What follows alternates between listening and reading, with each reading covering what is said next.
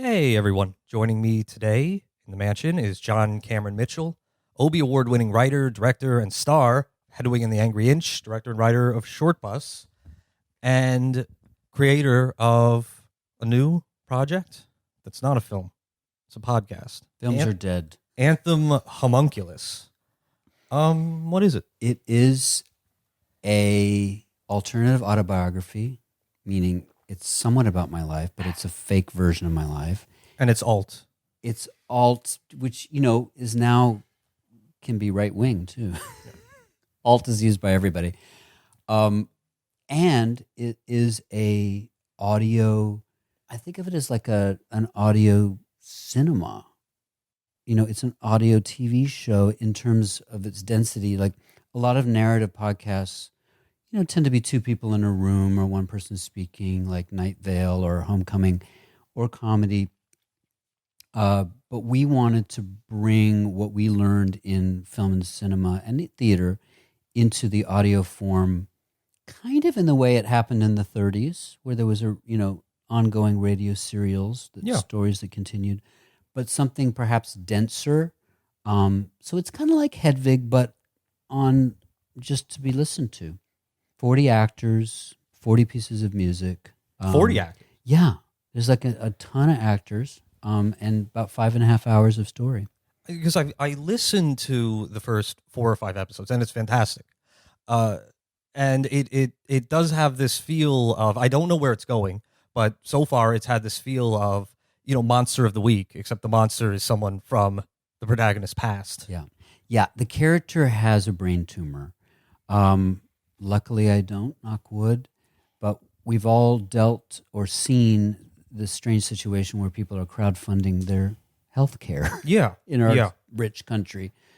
And my character is out of insurance, a failed artist, stuck in the Midwest, never left a small town, the one that I lived in, Junction City, Kansas. And he has, he needs an operation. So he finds an app that I've dubbed Intelethon, which is a live stream Kickstarter. Mm-hmm. So he's going to stay online on this audio app till he gets the 100K to get the tumor out, or till he dies, whichever comes first. And so there's a marathon for life here. Meanwhile, he's got a lot of time to fill, because he's staying online even when he sleeps.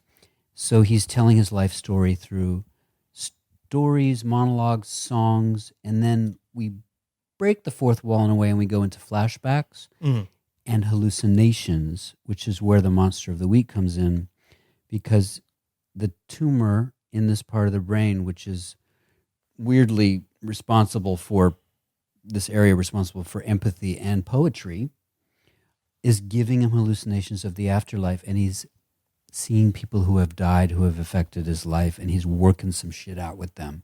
Mm-hmm. The way you do when you face death.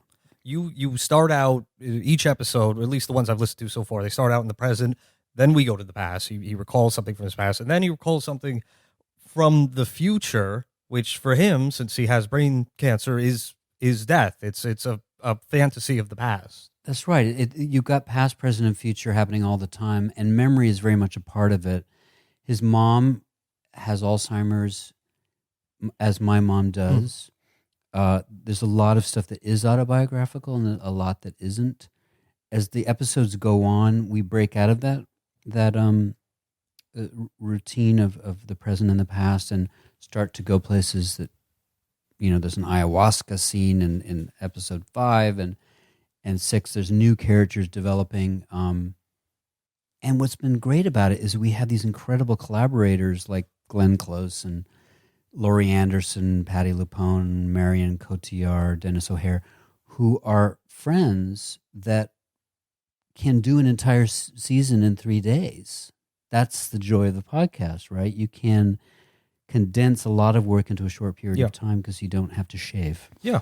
Then you just leave it all for an editor. Yeah, but I'm really heavily, I'm such a perfectionist that I brought in film editors that I've worked with, Emmy Award-winning, Oscar-nominated people who are thrilled to do something really new for very little money. They're like interns going, but old.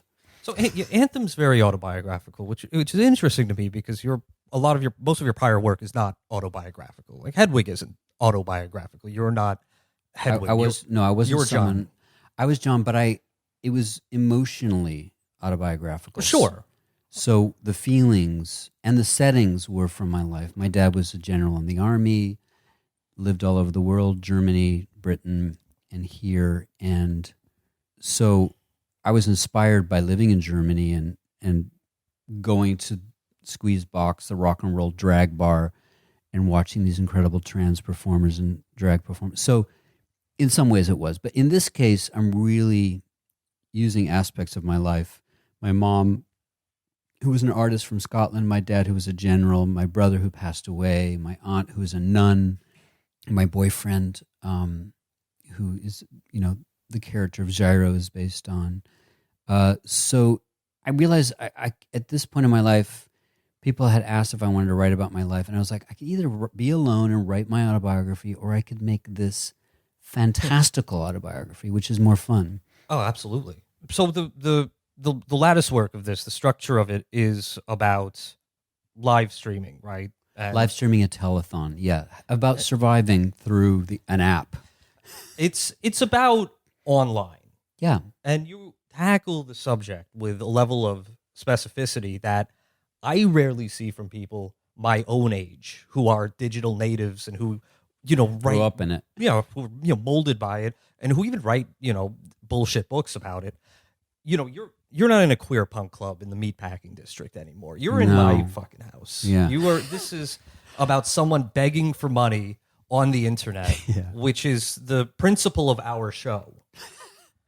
Principle of all podcasts. It's somebody who's dying, who's begging for money online. And I'm surprised there isn't in the film Shortbus, I was a futurist as well because I had a GPS hookup app called Yenta to matchmake people before there was Grindr or any Tinder. And I said to my lawyer, this is going to happen. I mean, is there any way I can copyright? She's like, you can't copyright an idea. You can patent something. And I'm like, but there's nothing to patent. So in a way, I'm trying to see the future again, I guess. But those are the parts that I like the most from the podcast, are the current parts, the present day parts, of which, I hope you don't consider that disrespectful, because it's like saying, oh, your life's boring. I like the parts that are online and closer to my experience, because what's really thrilling for me is you articulate quite precisely the experience of not just the passive consumer of a digital spectacle, but the manufacturer of a digital spectacle, which is, again, tends to be self-made. Yeah. So why did you decide to make a podcast as your next project, but also why a podcast about podcasting, essentially? Well, I've always been interested in the future and also how technology affects us and changes us. I was just talking today about how people have gone off sex. It started in Japan because they have more technology than anyone. Because they're advanced. They're the future. They're advanced, and the future is celibate. Yes. And because it's very messy to be with people, because anything can happen. But if you just fantasize or jerk off online and this and that, then you're free to just buy cute things and hang out as you do and work your ass off as you do in Japan. So we have become Japan, and we're all going to become Japan and China, which in one way is very traditional, and in another way is very futurist. So a lot of that's why I was saying Shortbus would be very hard to make right now, because sex is now icky, not from a right-wing point of view, but from a young and left-wing point of view. It would be confusing to the audience. It's like, what are those people doing with each other? Yeah, what is that? Why are they in that position? They're upside down. Couldn't they do that alone? Why aren't they posting? They're posting that. Interestingly, I'm glad I made Shortbus kind of the beginning of digital, because even the auditions would have been online and been leakable. We had them on VHSs, which we destroyed. Yeah. The way heavy metal people did disco records in '79. No, people would be posting their auditions online, Well, nowadays it's not, a sex tape is kind of a plus. It doesn't really take you down anymore. It's sort of a career builder. And, I'm sure there's some publicists who are making them to be released at a certain key moment to help a career. Yes. But I've always been interested in what's happening right now and what it means to be young right now, whatever that right now is. Even in Hedwig, my manager had a phone in her tooth, which is a new kind of... Oh, I don't remember that part. Yeah, it was in the deleted scenes. And in fact, there's going to be a Hedwig Criterion edition in June, which will have those scenes in it. But that goes haywire and it won't hang up and, there's a phone in her head. But I really am interested in what's different about right now, but also the weird disappearance of history. When all history is available, there's only so much, I have that song Gog and Demagogue where it's like allow and remember, which comes from, the Adobe notification when you, when you need to, I think that's my favorite song of the ones that I've listened to. Oh, really? Yeah. But it's very much about now. It's like, I think I forgot my own address and, I'm desperately trying to see someone's face behind a screen.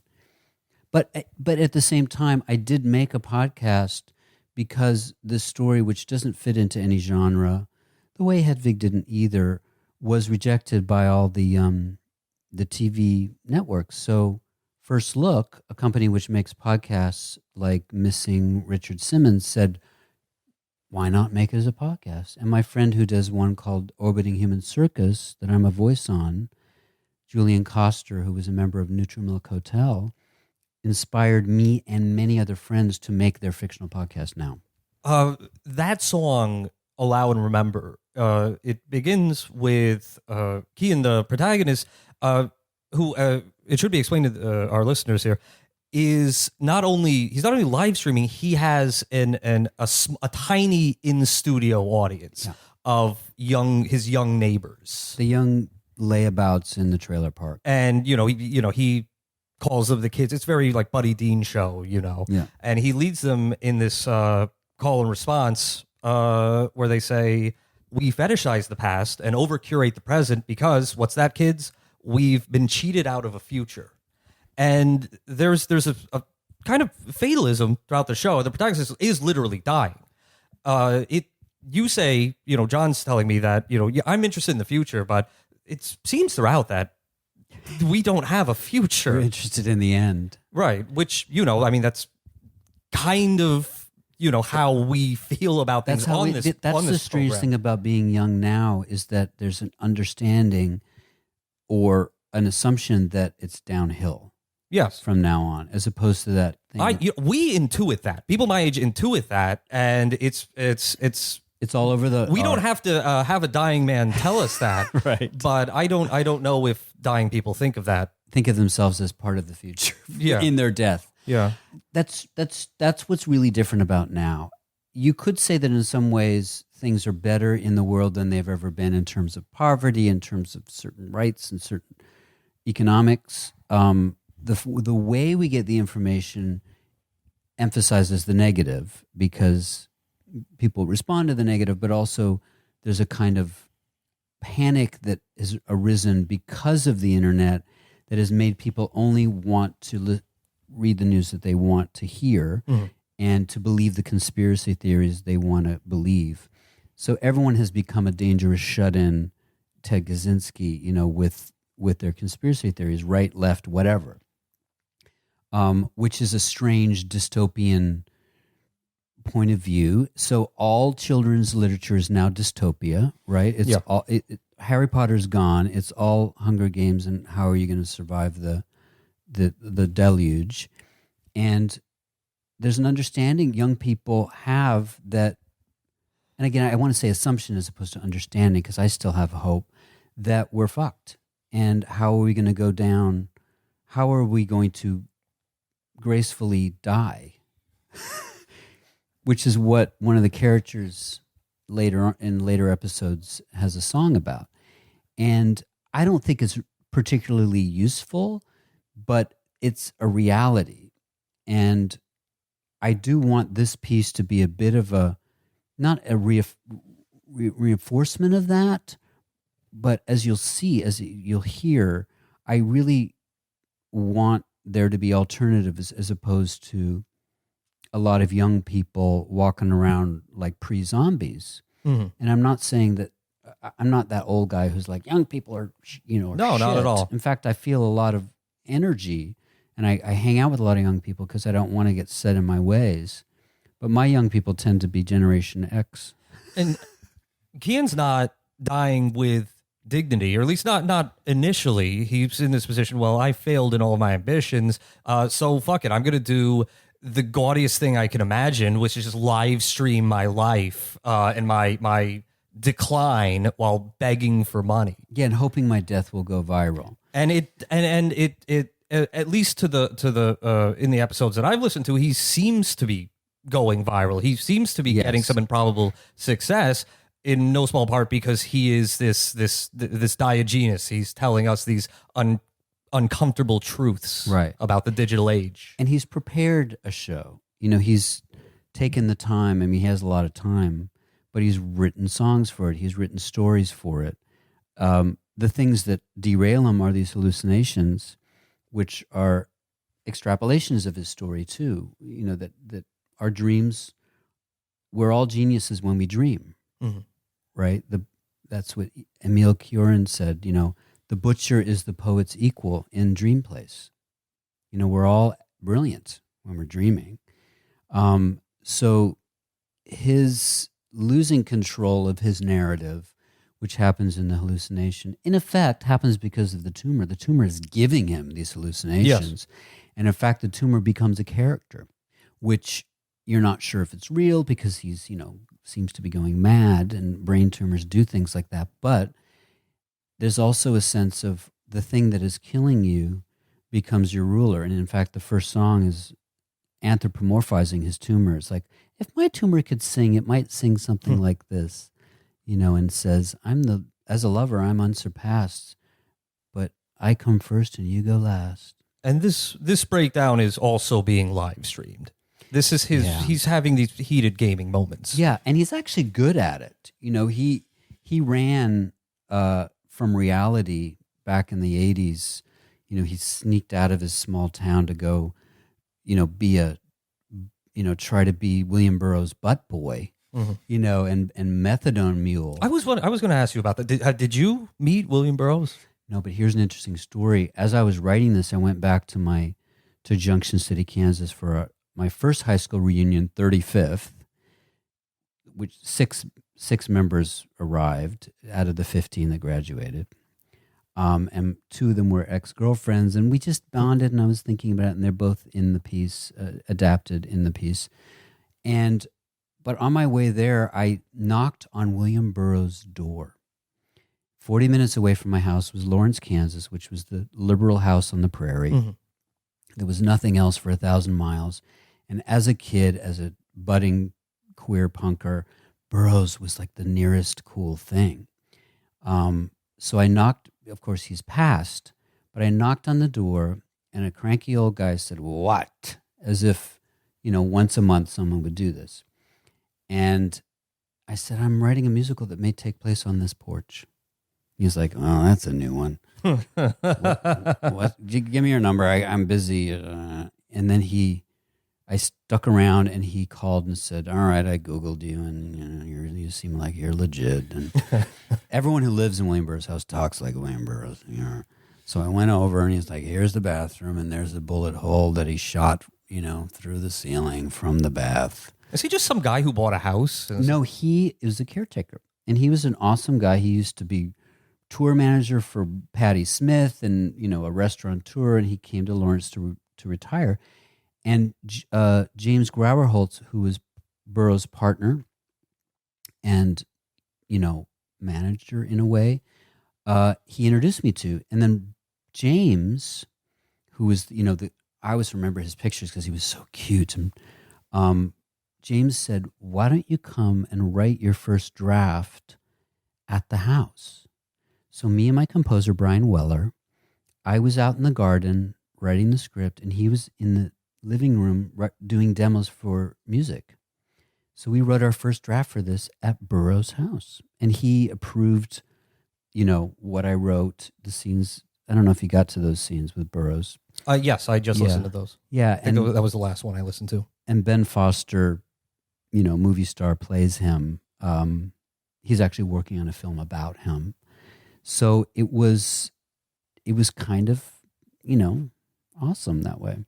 And of course, if anyone knows anything about Burroughs, which was the deepest paranoid, fantastical, drug-infused brilliance of satire and just phantasmagorical futurist panic, we now live in William Burroughs' world. Donald Trump is a Burroughs character. I rewatched Hedwig a couple weeks ago, and what struck me about it, I had not seen it for several years. What struck me about it is I'm so used to seeing things that are autobiographical, that are confessional. And you've said that you probably could not make Hedwig today as someone who has not had reassignment surgery. Oh, I never, that has come up recently, but it's interesting because the character, I don't think of the character as trans. Right.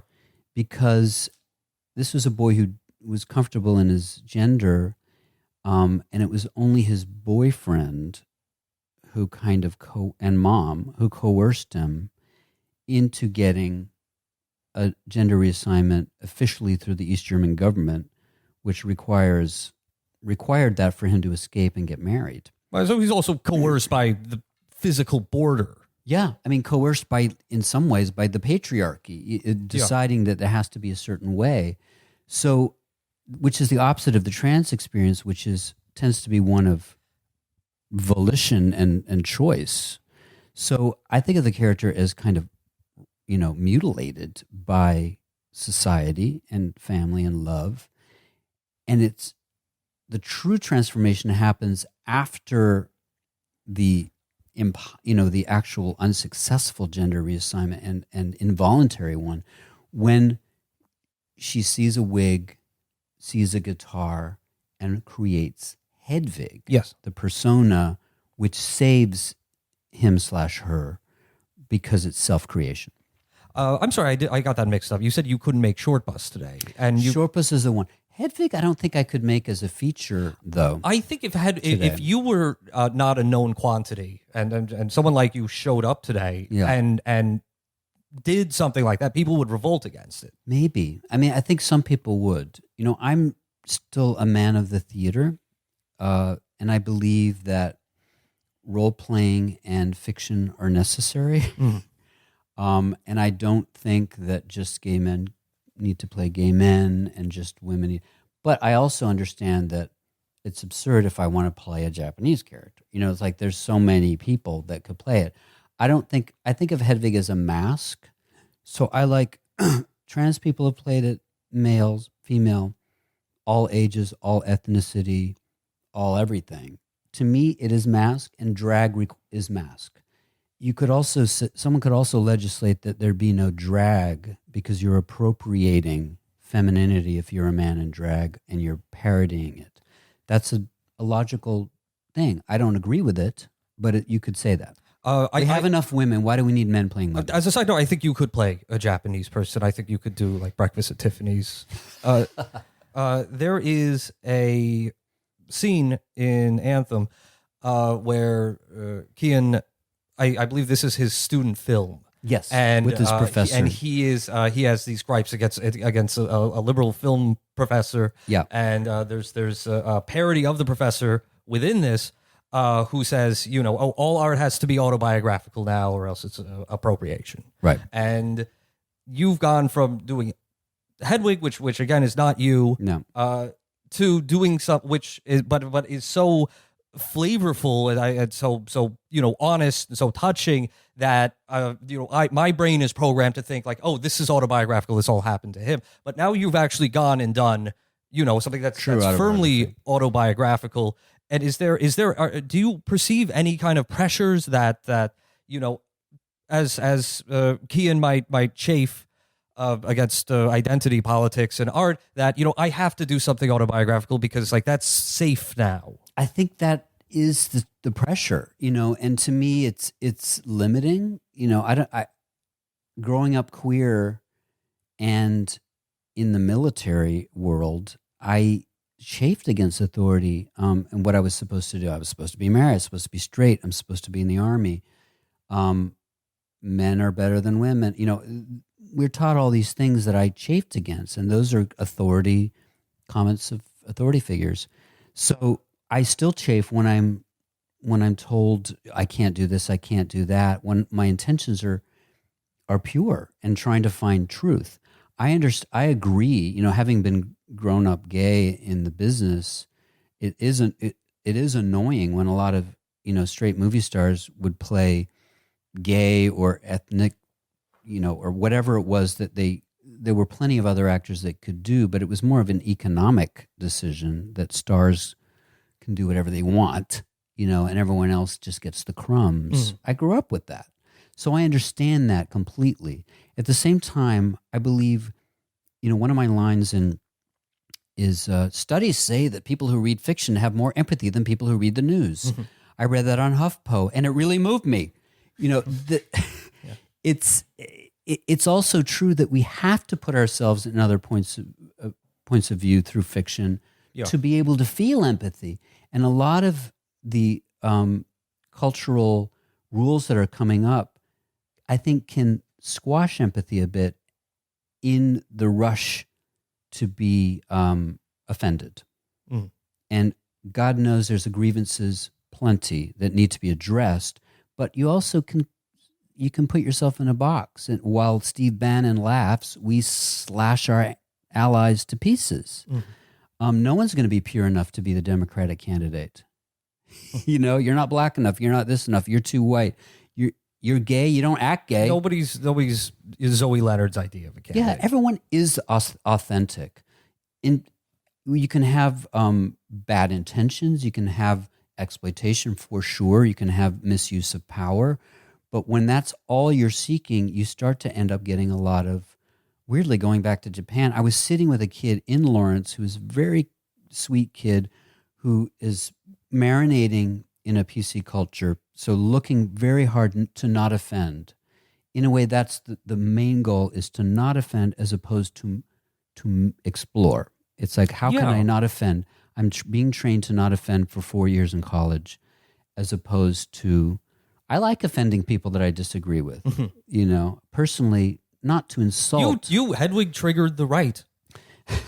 Shortbus triggered people. Shortbus I couldn't make now, because maybe someone would say you're a white gay man with an Asian straight woman as a lead, and you're making her having an orgasm in front of you on a camera. How dare you? Let alone we're trying to find some metaphor here. Well, I mean, also a lot of it today is, you talk about exploration, and a lot of it today is just not fun. Nobody wants to have fun, it seems. They're afraid to get hit, by whatever. Everyone's flinching, and it's embarrassing, and it also doesn't feel like the essence of youth that I always admired, which was questioning authority, but also demanding change. Some of this is change. It's like adding rules can be change, but also safeguards is change too. So there's good change, but it tends to be like cranky old people telling you what you can't do. And that really gets on my nerves, and that's why I'm sort of seeking a new version of punk, which is irreverent but moving to the light, moving into the light, as opposed to hardcore or whatever, which sometimes could veer into fascism. It's like the best punks were moving towards the light, but also using dark imagery and humor and violence. Yeah, I think that you've been on the right path in your career, and I haven't been attacked yet, so I'm just waiting. Avoided. This is like I'm sure that there is a big. I'm sure you'll agree that there is a big age gap in the LGBT community Yeah. and all these views, but you've avoided being called out in the way that Dan Savage has been called out or RuPaul's been called out. Maybe it's because I'm less famous. I like to say I don't think it's because you're I less. fucked my way to the middle, and that's all. That's where I want to stay. I don't think it's because you're less famous. I think because you're on to something. I think having followed your career for many years, that you're on the right path and you have the right artistic ambition or ideological ambition, and it's something, a message that I hope that everyone pays attention to. I appreciate that. I mean, I'm sure there will be some point that, I'm not, maybe it's something in this podcast that will offend, and I can't do anything about it but try to be honest. But that's how I feel about our show. Yeah, I know. Well, you guys do the same thing. I also have someone to edit out all the slurs. Here's an example of that empathy thing I was telling you about that I didn't finish the story. There was a kid in Lawrence who was young, and we were hanging out. We were watching a documentary, and I think on the Times site, going back to Japan, about a Japanese house husband who took care of his mom and his kid while the mother worked, which is very unusual there. And his mom had Alzheimer's, and you see a beautiful scene where he's washing her in a bath, and it's this shot of just neck up of her smiling, and he's washing her in the bath, and I'm tearing up, and the kid, who's perfectly sweet, was like, I feel really uncomfortable. I'm like, why? He goes, because she can't give her consent for that nude scene. And I'm like, have you lost your capacity to feel in your seeking trouble? I really believe that's what a lot of people have lost their feelings in their need to fix, their honorable need to fix everything now and fix it fast before Trump leaves. Well, I think it's a dopamine hit you get from being angry online, and I think social media, like the digital spectacle, the new spectacle where that's interactive now, makes you feel like you're alive too. It's like if I scream and fight, I'm alive. So how can our audience listen to Anthem? Anthem is going to be part of a new podcast network called Luminary, which is experimenting with the subscription form. They want to be the Netflix of podcasts, for better or worse, but we are launching with the app.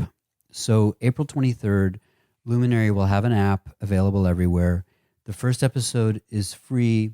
Then you go under like a $7 monthly subscription, but you can, like Netflix, you can get 3 free months if you act now.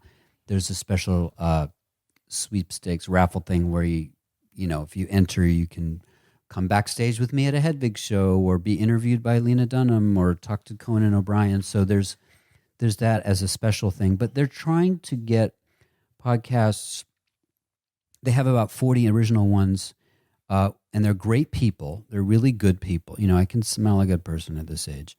And this Am guy, I good? You're a good person. Great. I sounded very Jewish there. You're a good person. Catholic people do good things. Jewish people are good people. John, thank you so much for joining me again. You're welcome.